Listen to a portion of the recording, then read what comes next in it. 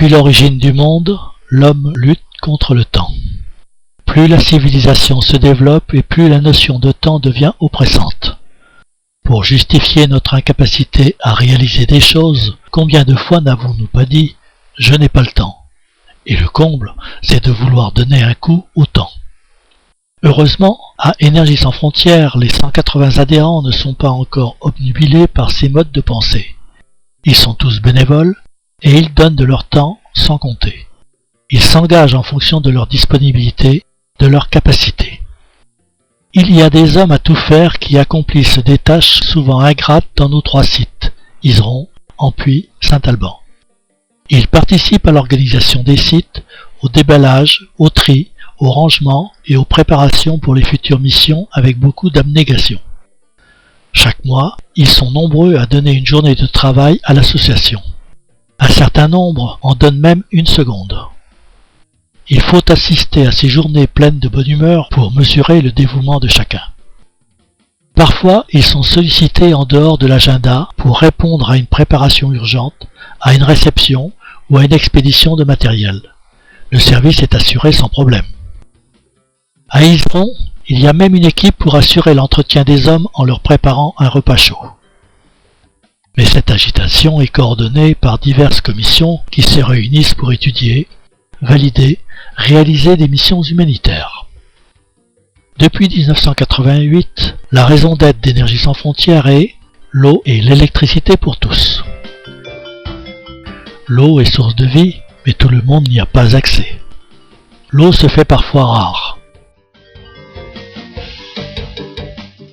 L'eau n'a pas toujours les qualités sanitaires requises. La commission eau a pour objectif d'évaluer les besoins en eau d'un village. Ayant validé un mode de calcul pour dimensionner les installations de captage, de stockage, de transport et de distribution de l'eau, elle expertise chaque projet avant la présentation au conseil d'administration.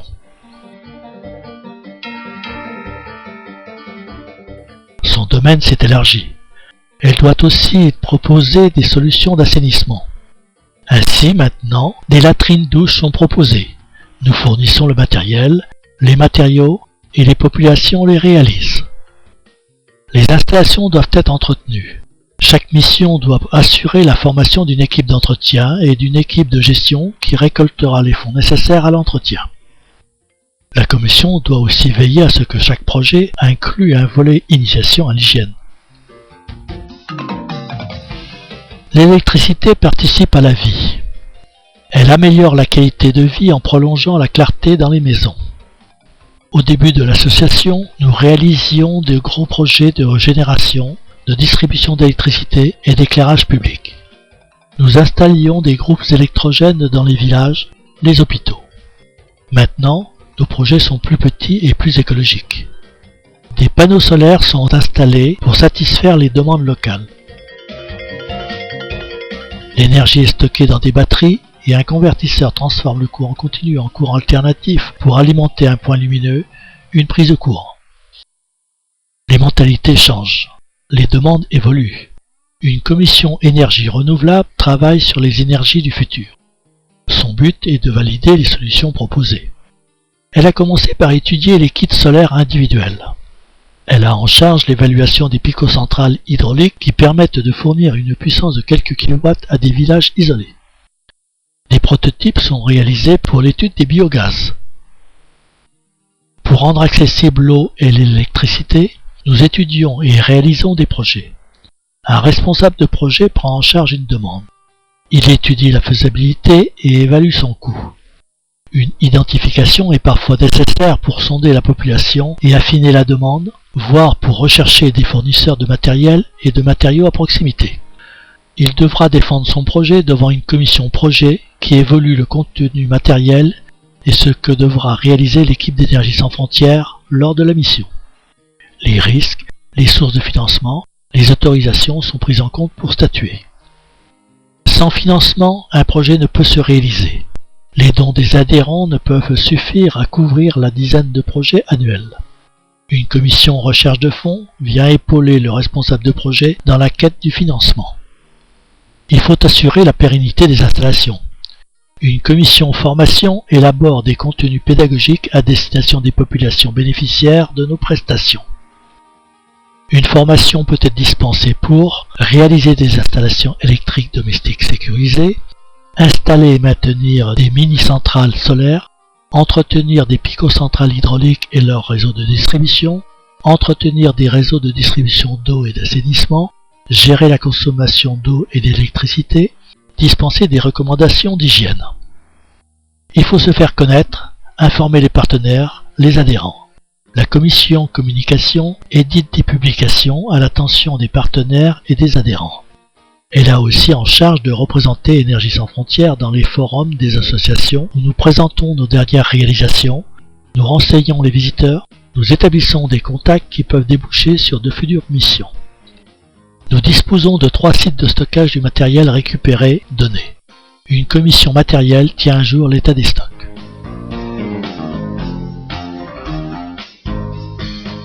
Mais il ne faut pas oublier les services suivants. Le secrétariat, dédié aux tâches ingrates telles que réaliser le compte-rendu des réunions du conseil d'administration, assurer les démarches administratives.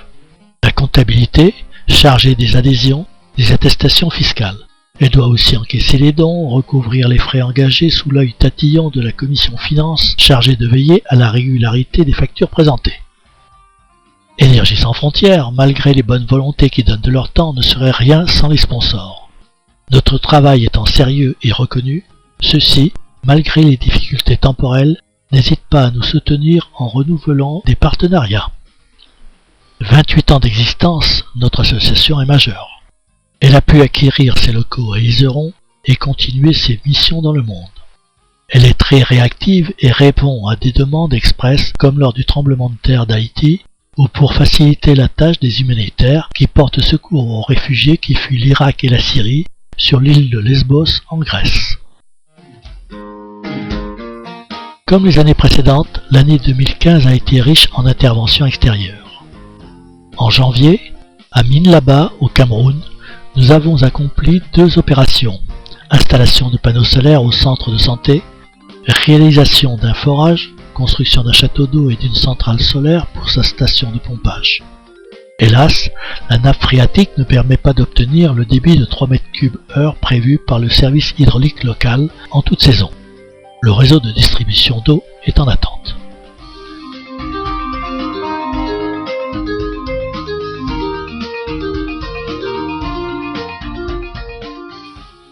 En janvier, avec Clémé Kobji au Togo, le dispensaire Amour Développement Accompagnement, spécialisé dans l'accompagnement des femmes parturientes, souhaitait améliorer son centre. Des panneaux solaires font maintenant tourner une pompe à eau et apportent la lumière dans les salles.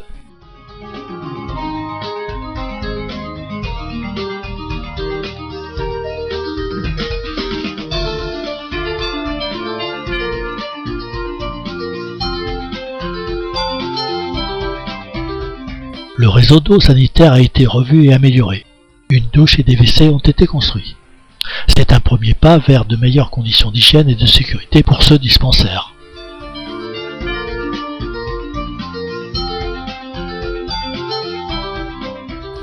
En janvier-février, au Sénégal, nous avons réalisé 2 chantiers. À Rosso, la ferme collective des vétérans est maintenant raccordée au réseau électrique et une distribution interne a été réalisée. Des lampes solaires ont été posées dans un local. Une station de pompage solaire établie au bord du fleuve Sénégal permet l'irrigation d'un jardin potager, d'abreuver le bétail.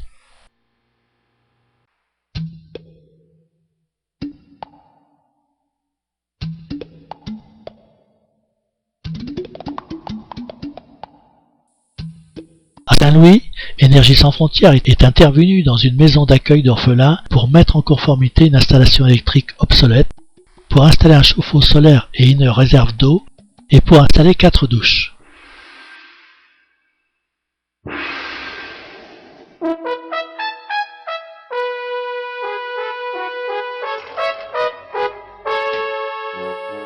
En avril, à Nbou, au Cameroun, nous avons réalisé une station de pompage électrique pour alimenter en eau l'orphelinat.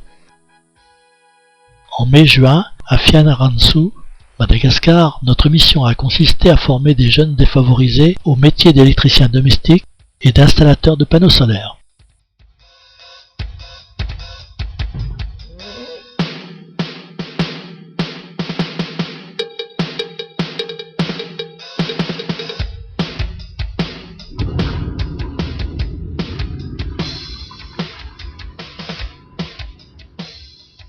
Deux formateurs locaux se sont appropriés nos contenus et méthodes pédagogiques pour pérenniser la formation dans le centre où nous sommes intervenus.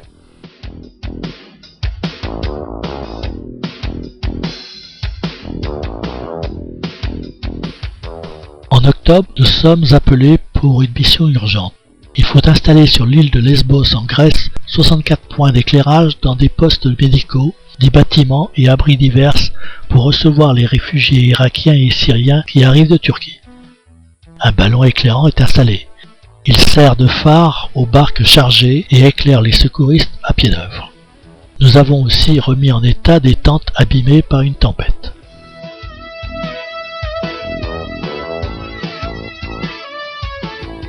En octobre-novembre, à Wana, au Laos, ce village s'est pourvu d'un réseau d'eau puisée sur 2 forages. 2 châteaux d'eau alimentent maintenant 14 bornes fontaines équipées de 3 robinets.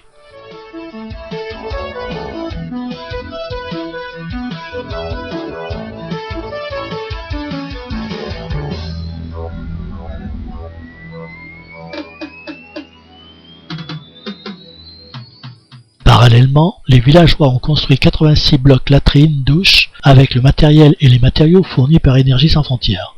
Voilà encore un village qui voit s'améliorer ses conditions de vie et d'hygiène. D'octobre à décembre, c'est un retour d'Énergie sans frontières à Ban Boé, au Laos. Après notre intervention de janvier-février pour donner l'accès à l'eau du village, captage, filtrage, distribution et réalisation de bornes fontaines, nous venons compléter notre prestation. Il s'agit de construire 82 blocs latrines-douches avec l'aide des villageois contribuant ainsi à une meilleure hygiène et à la réduction des maladies hydriques. Nous ne manquons pas de former les villageois, notions de génie civil, de maçonnerie, d'entretien, de gestion, d'hygiène, afin qu'ils s'approprient nos équipements et qu'ils puissent poursuivre leur activité dans ces voies.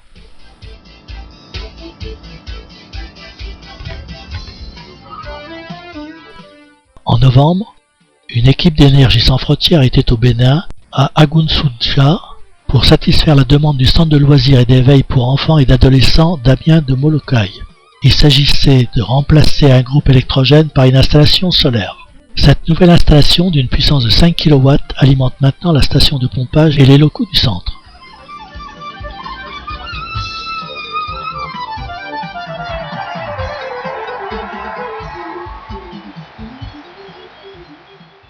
En décembre, encore au Bénin, avec la même équipe d'Énergie sans frontières, nous avons apporté la lumière dans 15 classes de l'école de Gounli à Kové.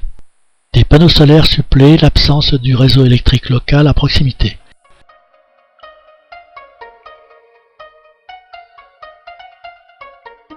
Espérons que cette fait permettra une amélioration notable des conditions d'éducation des jeunes.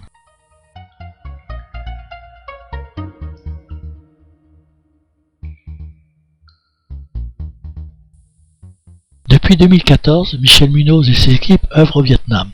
Nous avons effectué un transfert de compétences auprès de 5 centres de formation situés autour de Ho Chi Minh Ville, matériel pédagogique, méthode pédagogique, support de cours en vietnamien, fourniture de matériel pour les chantiers écoles, rétribution des formateurs vietnamiens. Puis notre action s'est transformée en appui et suivi afin d'assurer une homogénéité de la formation. Ce projet s'est terminé en fin d'année avec 370 jeunes formés au métier d'électricien domestique en cours du soir. Les centres, enthousiastes, veulent continuer la collaboration avec Énergie sans frontières. Pour l'instant, 6 sessions de formation sont programmées pour 2016-2017. Un incubateur d'entreprise sera mis en place pour aider pendant un temps déterminé les jeunes qui désirent monter leur entreprise. Ils trouveront le matériel, les outillages, des conseils de gestion et de marketing.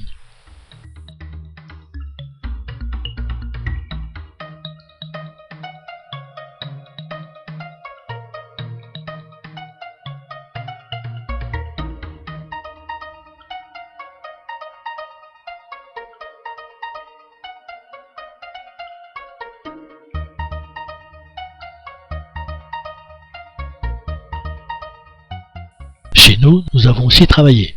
Les sites d'Iseron et de Saint-Alban développent une cellule de formation pouvant recevoir des adhérents, des ONG partenaires et des élèves du lycée Paul-Louis Merlin de Schneider Electric.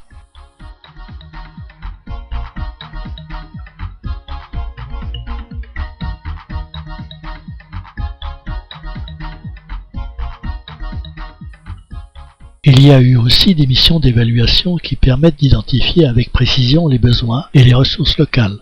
Nous n'apportons pas tout car il faut faire vivre l'économie locale. En février, à Ouagadougou, au Burkina Faso, Énergie sans frontières est missionnée pour évaluer les besoins d'un lycée professionnel. Il faut compléter la formation théorique existante en électricité par une formation pratique au travers d'un chantier école. Une alimentation de secours de l'éclairage sera installée dans une maternité voisine.